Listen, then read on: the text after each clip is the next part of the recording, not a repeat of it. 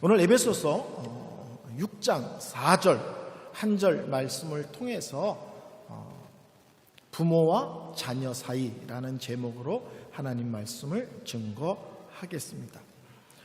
성경에서 가리키는 귀한 가르침 중에 하나가 무엇이냐면 권위라는 것과 질서라는 것입니다.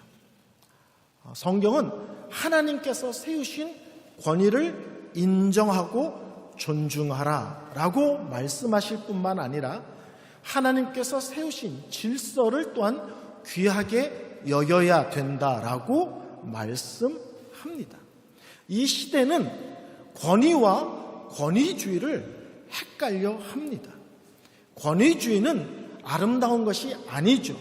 그러나 하나님께서 믿음 안에서 말씀의 원리 가운데 세우신 그 권위와 질서는 우리가 귀하게 여겨야 되고 또 그것에 대해서 순종해야만 됩니다.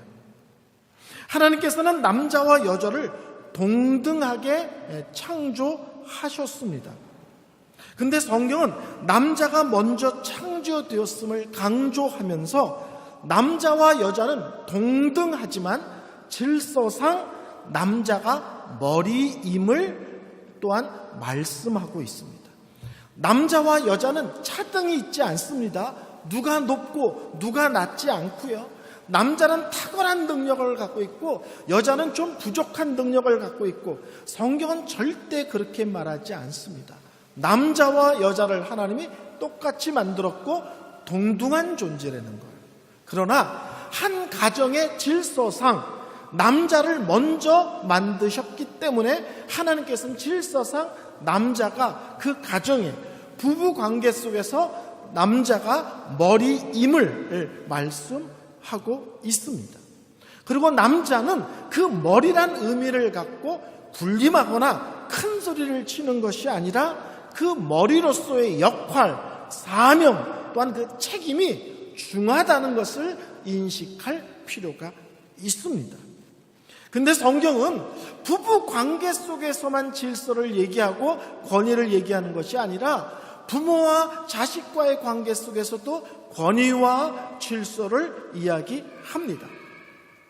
한 가정의 머리로서 아버지를 세우시고 그리고 그 자녀를 양육하는 첫 번째 책임은 놀랍게도 아버지에게 있다라고 성경은 분명하게 말씀하고 있습니다. 현대 사회는 너무 바쁩니다. 남자들은 밖에 나가서 언제 돌아올지 모르는 아주 바쁜 일상을 사는 일들이 흔합니다. 그래서 부인에게 모든 것을 맡기죠. 그렇죠? 그렇지만 성경의 원리는 그럼에도 불구하고 그 가정의 머리는 남자이고 자녀의 교육에 대해서 첫 번째 책임은 그럼에도 불구하고 아버지가 져야 된다라고 성경은 못 박아 말씀하고 있습니다. 오늘 에베소서 6장 4절에 이렇게 말씀합니다. 또 아비들아 너희 자녀를 노엽게 하지 말고 오직 주의 교훈과 훈계로 양육하라. 이 짧은 한 절의 말씀에서 세 가지를 얘기해 주고 있습니다. 첫째는 자녀들을 노엽게 하지 말라는 것은 자녀들을 감정적으로 대하지 말라는 겁니다. 부모님들 혹시 아이들 때려 보셨어요? 나는 안 때려봤다. 그러면 부모님께 맞아는 보셨습니까? 근데 맞을 때 우리가 이럴 때가 있죠. 내가 잘못한 것보다 과하게 맞는다고 생각하신 적 혹시 없으세요? 분명히 오늘 매를 맞을 때는 두부를 사오랬는데 텔레비전을 보느라고 안 사와서 맞았는데 때리다 보면 어머니는 한 달 전에 파 안 사온 거, 2달 전에 콩나물 안 사온 거, 3달 전에 방 청소 안 한 것까지 끌고 와서 패는 걸 볼 수 있죠. 그때 자녀들은 잘못해서 맞는다기보다는 이제 억울하다는 생각이 들잖아요. 그런 것들은 뭐냐면 도가 지나친 것입니다. 그것이 뭐예요? 자기 감정에 의해서 자녀들이 잘못한 것보다 감정이 복받쳐서 더 심하게 소리 지르고 더 심하게 야단치고 더 심하게 벌 주고 이럴 수가 있습니다. 그래서 성경은 어린 자녀지만 부모가 자기 감정이 앞서서 자녀들을 함부로 대하지 말아야 될 것을 놀랍게도 말씀해 주고 있습니다. 또 하나는 뭐냐면 주의 교훈과 훈계로 양육하라는 거예요. 하나님의 말씀으로 자녀들을 양육해야 된다는 거예요. 근데 강조가 있습니다. 아버지들이 그것을 해야 된다는 거예요. 바쁘죠. 피곤하죠. 그럼에도 불구하고 한 가정의 머리는 아버지이기 때문에 자녀 교육에 있어서 말씀과 믿음의 원리를 가르치는 데 있어서 그럼에도 불구하고 아버지가 그 몫을 감당해야 된다는 것이 성경의 가르침입니다. 아버지가 주의 교훈과 훈계로 양육하려면 먼저 아버지가 하나님 말씀을 아셔야죠.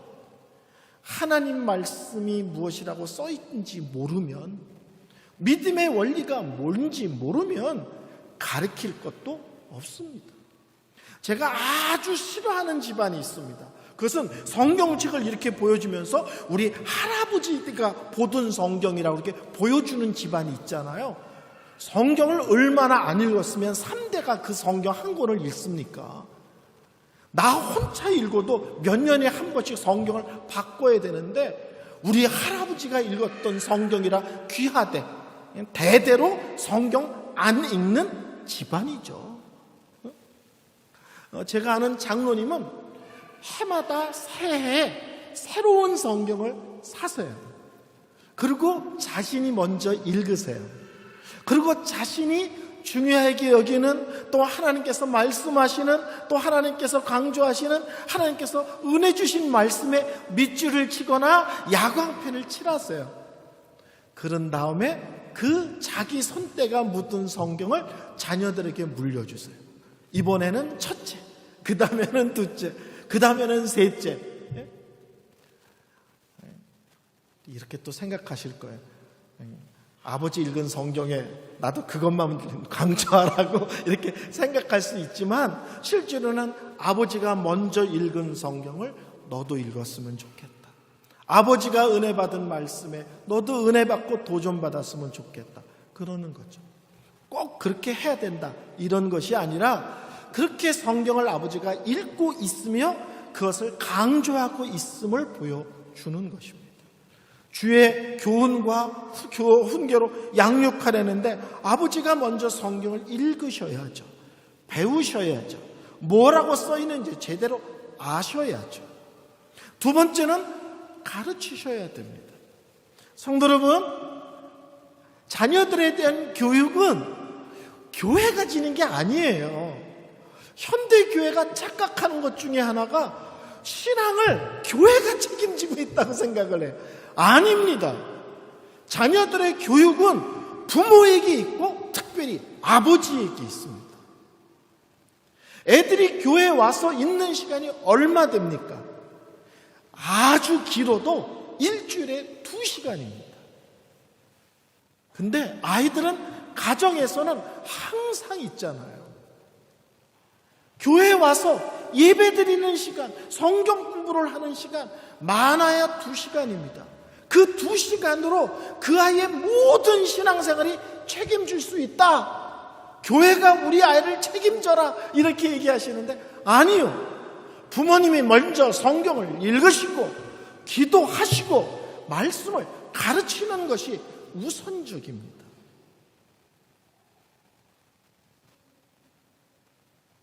가르치는 것 못지않게 중요한 것은 살아 보여주시는 거예요. 기도하는 모습을 자녀들에게 보이려고 할 필요는 없지만, 자녀들이 자연스럽게 엄마 아빠가 기도하는 것을 보게 됩니다. 크고 작은 일들이 생길 때 엄마 아빠가 믿음의 원리로 결정하고 순종하는 것을 아이들이 자연스럽게 보게 됩니다. 우리 엄마 아빠는 말로만이 아니라 교회 속에서뿐만 아니라 가정에서도 우리 집의 크고 작은 일도 말씀 가운데, 기도 가운데 하나님의 인도하심과 간섭에 예민하게 반응하며 순종하는 것임을 모범으로 보여주셔야 합니다. 우리가 자녀들을 대하면서 두 가지를 꼭 기억하셔야 됩니다. 청년들은 아직 결혼 안 했다 생각하지 마시고 이런 원리를 지금부터 이해하셔야 됩니다. 자녀를 이해할 때 두 가지를 이해해야 되는데, 하나는 이 아이가 내 자녀 이전에 하나님의 자녀다라는 것을 항상 기억해야 됩니다. 내 식으로, 내 감정으로 내가 원하는 삶을 살도록 강요하면 안 됩니다. 아이들은 내가 이루지 못한 꿈을 대신 이루어지는 그런 아이가 아니에요. 그 아이를 향한 하나님의 계획이 있고, 그 아이를 향한 하나님의 인도하심이 있고, 그 아이를 향한 하나님께서 받으실 영광이 따로 있습니다. 부모들은 그것이 무엇인지를 항상 기도하며 예민하게 살피고 아이들과 함께 그런 길을 가도록 돕고 인도하는 것입니다. 그래서 항상 이 아이는 내 새끼, 내 자녀라기 전에 하나님께서 주신 하나님의 자녀임을 항상 기억하셔야 됩니다. 그러나 또 하나 기억할 것이 있습니다. 그것은 뭐냐면, 하나님의 자녀이지만 그러나 이 아이는 아담의 후손이기 때문에 하나님 앞에서 또한 죄인이라는 사실을 항상 기억해야 됩니다.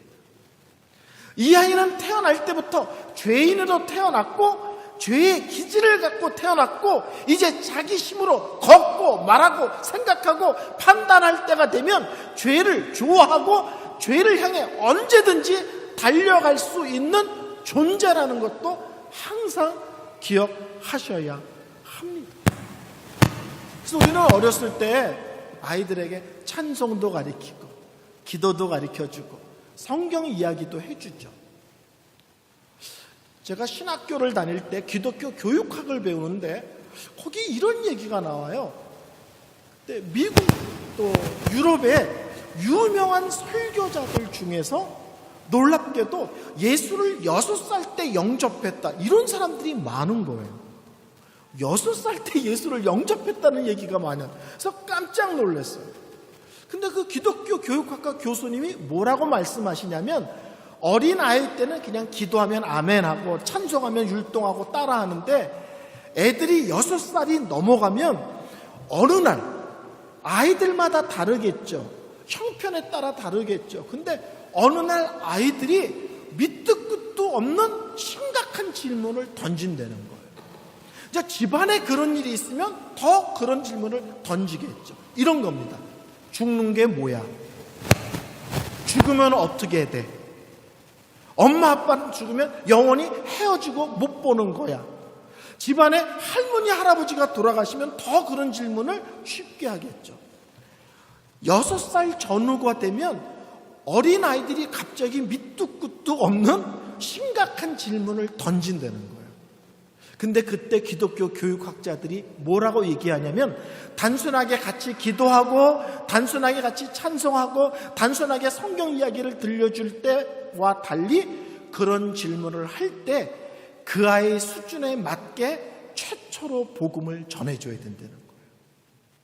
아이들이 그런 질문을 할 때 예수님이 이 땅에 왜 오셨는지, 죄가 있다는 것과 천국과 지옥을 애들이 다 이해할 수는 없죠. 그렇지만 그때가 그 아이에게 최초로 복음을 구체적으로 증거해야 될 때라는 거예요.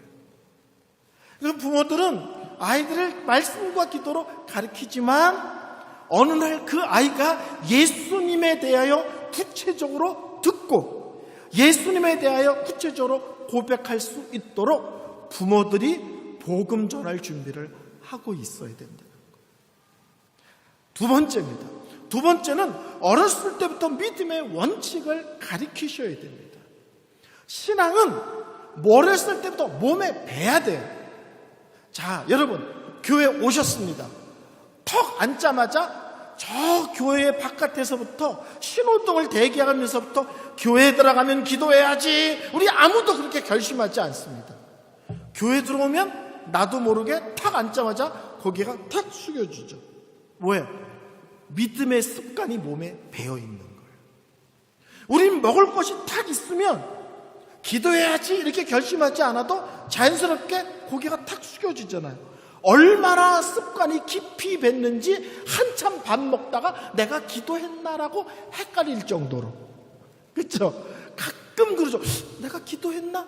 너무 자연스럽게 습관적이다라고 말할 수도 있지만 그 습관이 그 정도로 몸에 배어 있는 것입니다. 어렸을 때부터 믿음의 습관이 몸에 배도록 하셔야 됩니다. 주일날은 당연히 교회에 와서 예배 드리는 것으로 몸에 배도록 해야 됩니다. 주일날은 딴 곳에 가거나 딴 일을 한다는 것은 어렸을 때부터 생각하지 않도록 해야 됩니다. 통제하라가 아니라 항상 그것이 믿음의 원리 가운데 있음을 몸으로 그냥 체득하게 해야 됩니다. 기도와 말씀의 중요성을 알게 하셔야 되고요. 공동체 안에서 섬기며 서로 나누며 함께 살아가며 이런 교회 공동체 속에서의 신앙의 삶을 자연스럽게 익히게 하셔야 되고 자녀와 부모가 함께 하셔야 합니다. 저희 아이들이 고모라고 부르는, 제가 아이라고 말할 수도 없어요. 지금 이제 55인가 이렇게 됐으니까. 제가 중학교 1학년 때 가르쳐서 자꾸 아이 같은 느낌이 드는데, 회사에 딱 가는데 회의를 하는데 모든 사람들이 자기가 먹을 음료수와 자기가 메모할 메모지와 펜을 들고 들어오는다는 거예요. 근데 몇몇 사람이 급하게 오느라고 메모지와 펜과 자기가 먹을 음료수를 안 들고 오더라는 거예요. 그래서 우리 아이들이 고모라고 부르는 제 은사 목사님 딸인데, 그것을 보고 그다음부터는 일찍 가서 모든 자리에 펜과 메모를 놓고 음료수를 갖다 놨다는 거예요. 맨 처음엔 한 번은 그런가 보다 그랬는데 매번 그러니까 사람들이 놀랬는다는 거예요. 근데 자기에게는 그것이 너무 당연했다는 거예요. 교회 안에서 다른 지체들을 위하여 미리 준비하고 섬기는 것이 어렸을 때부터 자기는 당연한 것이었다는 거예요. 같은 사무실에 있는 사람들이 생일이다. 그래서 카드와 책을 선물했다는 거예요. 맨 처음엔 어리둥절하더래요. 근데 한 사람 하다 보니까 어느 날부터 사무실에 있는 모든 사람들이 서로 생일 선물과 카드를 주고 있는 그런 것으로 변했다는 거예요. 왜 했냐 했더니, 목사님, 교회에서 그거 항상 하는 거잖아요. 하나님을 알지 못하는 사람들은 자기 것만 챙기며 자기만 알면 되는 거예요. 근데 이것이 그냥 교회 속에서뿐만 아니라 직장생활 속에서도 교회에서 배운 섬김과 나눔이 자연스러워지고 그것이 그 회사의 사무실을 바뀌는 놀라운 모습까지 나타난다는 겁니다. 어렸을 때부터 교회에 와서 성도들과 부딪히며 나누며 섬기는 것을 배우게 하셔야 합니다. 헌금 생활 중요합니다. 어렸을 때 아주 적은 돈이라도 하나님 앞에 11조를 드리고 감사헌금을 드리는 것을 가르치셔야 평생에 하나님 앞에 하나님께서 주신 것을 하나님께서 주신 것으로 인정하고 고백할 줄 아는 삶이 되어집니다. 성도 여러분, 금방 말씀드린 것처럼 교회에서 아이들의 신앙을 책임져 주는 게 아니고요, 여러분이 집에서 아이들의 신앙을 하나씩 어렸을 때부터 조금씩 가르쳐서 그들의 평생의 삶 속에서 이런 믿음의 원리가 몸에 밴 습관처럼 당연한 것이고 자연스럽고 또 그렇게 해야만 마땅한 것이 되도록 어렸을 때부터 그렇게 훈련시키셔야 됩니다. 자, 두 가지를 강조했어요. 아이들을 바라볼 때 하나님의 자녀라는 것과 함께 아담의 후손이기 때문에 이 아이가 죄인이라는 사실과 이 아이들이 얼마든지 죄를 향해 달려갈 수 있다는 걸 기억하라. 그래서 복음을 증거할 준비를 하고, 두 번째, 어렸을 때부터 믿음의 원리가 몸의 습관이 되도록, 체득이 되도록 가르치라 합니다. 하나를 더 말씀드린다면, 제가 작년에도 이미 한번 말씀드렸는데 또 드립니다. 일관성 있는 가르침입니다. 엄마가 예스는 언제나 예스여야 됩니다. 아빠가 노는 언제나 노여야 합니다. 기분 좋으면 예쓰고 기분 나쁘면 노야. 사람이 많은 데 있으면 예쓰고 사람이 없고 단둘이 있으면 노야. 이러면 안 됩니다. 그러면 아이들이 삶의 가치관과 판단이 헷갈립니다. 어렸을 때부터 아닌 것은 세상이 뒤집어져 아니고, 예스는 세상이 뒤집어도 예스입니다. 그래야 어렸을 때부터 아이들이 옳고 그름에 대한 분명한 기준을 갖고 살아가게 됩니다. 그래서 성경은요, 놀랍게도 자녀에게 하나님은 사랑으로, 또 하나님 자녀이기 때문에 귀하게 자녀들을 키워야 된다고 말하는 것과 동시에 단호하고 엄격하게 키워야 된다는 얘기도 아주 많이 강조하고 있다는 사실을 기억하셔야 됩니다. 여러분이 잠언서를 읽어보세요. 의외로 반복적으로 얘기하는 것이 자녀들을 사랑하느냐? 매를 아끼지 말아라. 이렇게 얘기합니다. 부모가 감정적이면 안 됩니다. 부모가 폭력적이면 안 됩니다. 무조건 때려라 이런 것이 아니라 아닌 것에 대해서는 분명하게 아니라고 얘기하고, 그것이 돼서 부모의 권위도 인정하고, 아니라고 말하는 그것에 대해서 무서워할 줄도 알게 가르쳐야 합니다. 그래서 어느 때는 친구 같은 아버지처럼 느껴지지만 어느 때는 무서운 호랑이 선생님 같이도 느껴져야 됩니다. 어느 때 아닌 것에 대해서는. 저희 집에 손주가 와 있습니다. 이뻐 죽습니다. 제가 그냥 매일 세뇌 교육 시키는데 말을 안 들어요. 누구 손자? 끝없이 할머니 손주라는 거예요. 할아버지 손주라고 제가 빌어도 안 하고 막 울어도 안 돼. 할머니 손주. 근데 그 아이가 제가 보기에 옳지 않으면 저는 딱 쳐다보라고 얘기합니다. 그리고 이건 안 돼라고 얘기합니다. 아닌 건 아닌 거예요. 어렸을 때부터 아닌 것은 아니라고 얘기하고 옳은 것은 잘했다고 얘기해 주죠. 성경은 그렇기 때문에 부모가 권위를 갖고 있어야 되고, 그 권위를 사용할 때는 분명히 사용하라는 거예요. 근데 폭력적이 되라 이런 거 아닙니다. 감정에 치우치자 이런 것은 아닙니다. 그러나 아닌 것에 대해서는 아니라고 금을 거줄 수 있어야 된다는 거예요. 현대 가정의 문제는 뭐냐면 아이들이 집안의 어른 노릇을 하는 거예요. 그래서 아이들에게 부모들이 끌려다닙니다. 이건 사랑이 아닙니다. 하나님이 세우신 영적 질서도 아닙니다.